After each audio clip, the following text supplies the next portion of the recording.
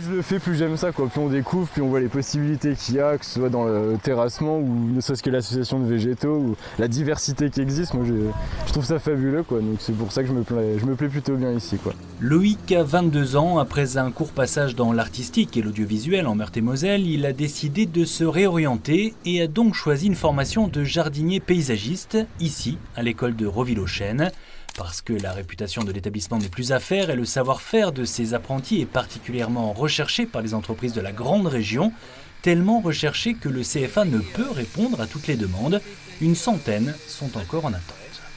Si on se réfère aux statistiques du secteur du paysage, pratiquement 40% des entreprises déclarent avoir des difficultés à recruter de manière chronique. Les jeunes aujourd'hui ont amorcé leur orientation, peut-être du fait du confinement un peu plus dans les filières générales, en attente d'une orientation à venir.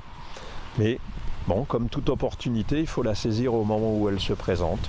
Là, il y en a qui se présentent et je crois que ça peut permettre à des gamins de faire de beaux parcours.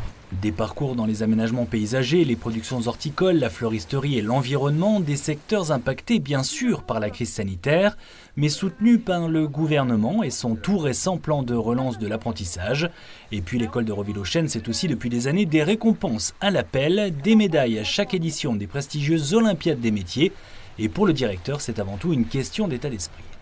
Notre fondateur Henri Lefebvre voulait former des hommes et des professionnels pour leurs valeurs humaines et pour leurs compétences professionnelles. C'est ce qu'on essaye de continuer à faire depuis maintenant près de 80 ans.